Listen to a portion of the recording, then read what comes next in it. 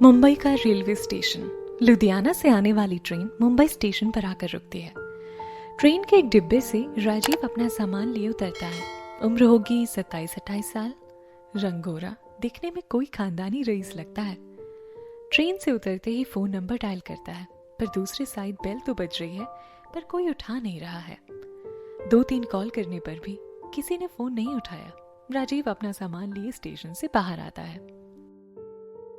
राजीव, ये विशाल फोन क्यों नहीं उठा रहा है? इसे कल ही बताया था कि मैं आज आ रहा हूँ। गुस्से से तिल मिलाकर, हो सकता है ऑफिस में बिजी हो। अब क्या करूं? एड्रेस है मेरे पास, मैं खुद ही उसके घर चला जाता हूँ। खुद से बात करते हुए और इधर उधर देखते हुए, कुछ देर उसका इंतजार करूं क्या? राजीव 1 घंटा विशाल का वेट करता है और फिर खुद ही जाने का फैसला करता है। राजीव, टैक्सी ड्राइवर, बोलिए साहब, कहाँ जाना है? राजीव कागज का एक टुकड़ा ड्राइवर को दिखाते हुए, इस एड्रेस पर ले चलोगे? ड्राइवर, बैठिए। राजीव गाड़ी में बैठकर फिर से फोन ट्राई करता है, पर कोई फोन नहीं उठाता। राजीव खुद से बातें करते हुए, फोन की बैटरी भी डेड हो गई है और ये विशाल, इसका कुछ नहीं पता।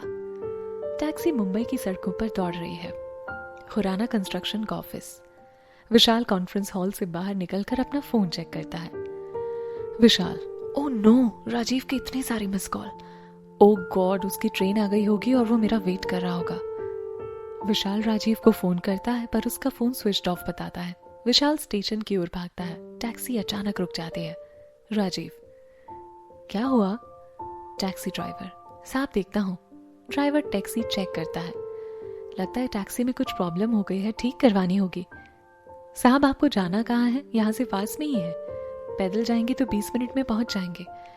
ये सड़क सीधे जाएगी, फिर लेफ्ट मुड़िएगा और फिर राइट, आपकी सोसाइटी आ जाएगी। वहां पहुंचकर किसी से भी एड्रेस पूछ लेना, आसानी से मिल जाएगा। राजीव ड्राइवर को पैसे देकर सामान टैक्सी से उठाता है और सड़क पर जाने लगता है। राजीव टैक्सी ड्राइवर से, 1 मिनट भाई साहब, मेरे फोन की बैटरी डेड हो गई है, क्या मैं आपके फोन से कॉल कर सकता हूँ? टैक्सी ड्राइवर, हाँ साहब, ये लीजिए। राजीव फिर से फोन करता है, पर कोई नहीं उठाता। ड्राइवर को फोन वापस देकर, थैंक्स, अपना सामान उठाकर सड़क पर आगे बढ़ता है। विशाल स्टेशन पर पहुंचकर राजीव को ढूंढने लगता है। स्टेशन के शोर में उसे फोन की रिंगटोन सुनाई नहीं देती। जब उसे राजीव कहीं दिखाई नहीं देता तो वो स्टेशन से बाहर आकर उसे ढूंढता है, पर राजीव कहीं नहीं मिलता। विशाल, अब क्या करूं? पता नहीं मेरे बारे में क्या सोच रहा होगा वो, कि मैं उसे लेने भी नहीं आया और ना ही उसका फोन उठाया। कहाँ है राजीव तू? विशाल अपना फोन देखता है तो उसे एक नया नंबर दिखाई देता है। विशाल, राजीव का तो नहीं है। वो तुरंत उस नंबर पर कॉल करता है। Taxi driver, hello. Vishal, hello, आपके नंबर से फोन आया था 15 मिनट पहले, कौन बोल रहा है? टैक्सी ड्राइवर, साहब, एक साहब मेरी टैक्सी में बैठे थे, उनका फोन डेड हो गया था तो उन्होंने मेरे नंबर से आपको फोन किया था। विशाल, बात कराइए मेरी उनसे।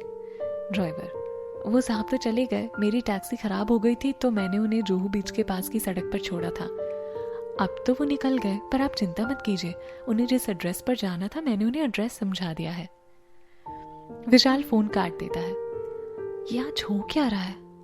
आई होप वो ठीक से घर पहुंच जाए। मैं भी घर पहुंचता हूँ, शायद रास्ते में ही मिल जाए।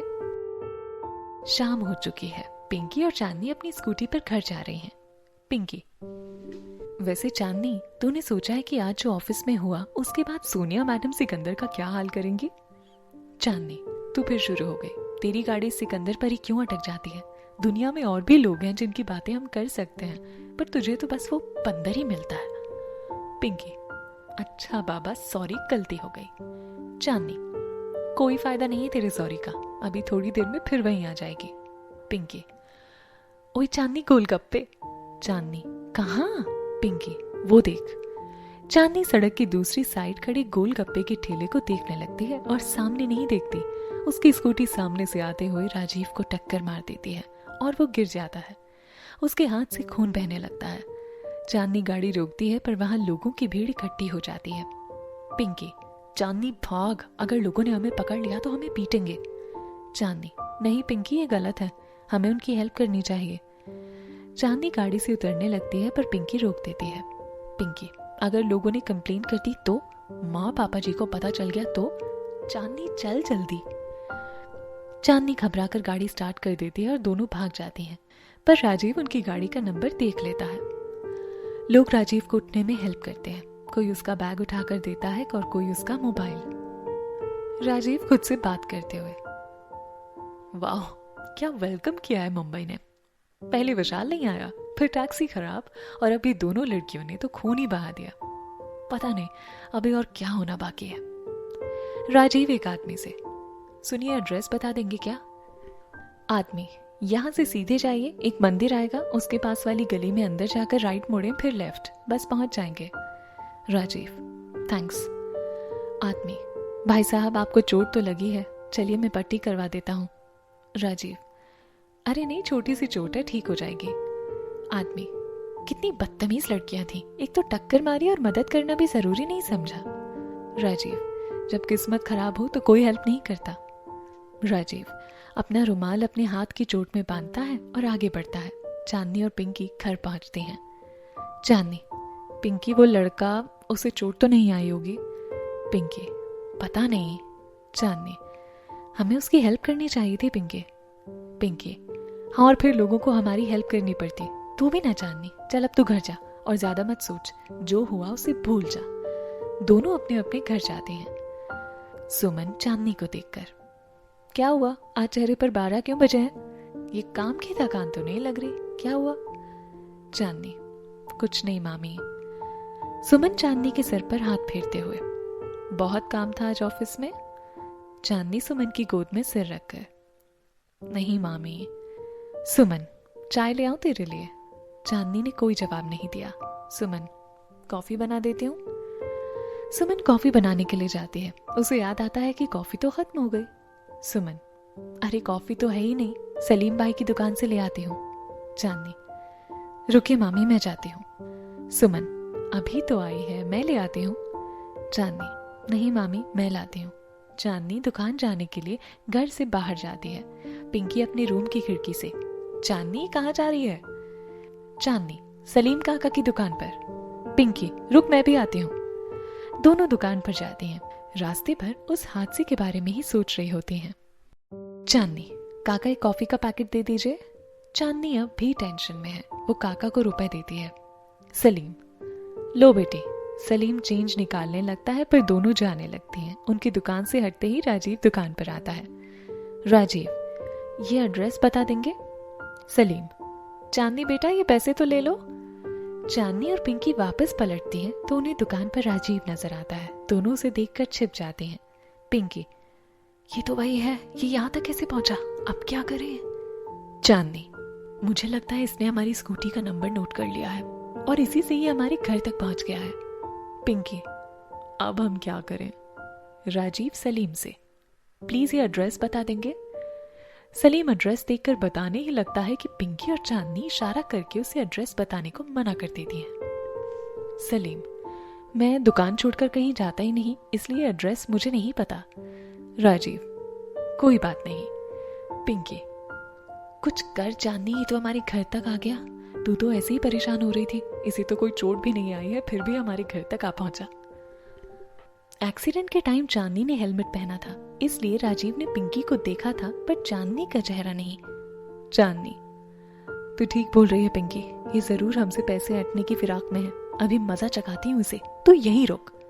चांदनी राजीव की तरफ आती है और राजीव की नजरें एड्रेस सर्च कर रही होती हैं। तभी चांदनी का पैर एक पत्थर से टकराता है और वो जाकर राजीव के ऊपर गिर पड़ती है। दोनों की नजरें पहली बार टकराती हैं। राजीव गुस्से से उसे खुद से अलग करता है और उठकर खड़ा हो जाता है।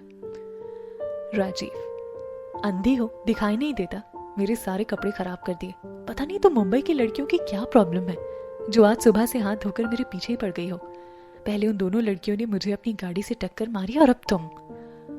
चांदनी, आई एम सॉरी, वो मेरा पैर पत्थर से टकरा गया और मैं आपके ऊपर, I am really sorry. Rajiv अपना सामान उठाकर जाने लगता है। कुछ कदम चलकर वापस पलटकर चांदनी के पास आता है। राजीव, कागज चांदनी को दिखाकर, ये एड्रेस बता सकती हो? चांदनी, अरे ये तो आप गलत जगह पर आ गए हो, ये एड्रेस तो मंदिर के दूसरे साइड का है। राजीव, पर उस आदमी ने तो यही बताया था। चांदनी, उसे शायद ठीक से पता नहीं होगा, पर आप यहाँ से सीधे जाकर राइट मुड़े, वहाँ एक मंदिर है। मंदिर के पास से जो सड़क गई है वहाँ से राइट, फिर लेफ्ट और फिर राइट जाइएगा तो एड्रेस मिल जाएगा। राजीव। थैंक्स। राजीव चला जाता है। पिंकी भागकर चांदनी के पास आकर अब सारी रात एड्रेस ही ढूंढता रहेगा। दोनों हंसते हैं। सलीम। ये क्या किया बेटा आप दोनों ने, उसे गलत पता क्यों बताया? चांदनी। काका फिर किसी दिन बताऊंगी, फिलहाल मामी मेरा वेट कर रही होंगी। सलीम। ये लो छुट्टे पैसे। चांदनी। थैंक यू काका। आशा करते हैं आपको ये कहानी पसंद आ रही होगी। अगला एपिसोड 24 सितंबर को मिलेगा यहीं। इस कहानी के सारे एपिसोड्स पॉकेट एफएम ऐप पर ऑलरेडी अवेलेबल हैं। पूरी कहानी सुनने के लिए अभी डाउनलोड करें हमारी ऐप पॉकेट एफएम फ्री में। लिंक डिस्क्रिप्शन में दिया हुआ है। Link is in the description.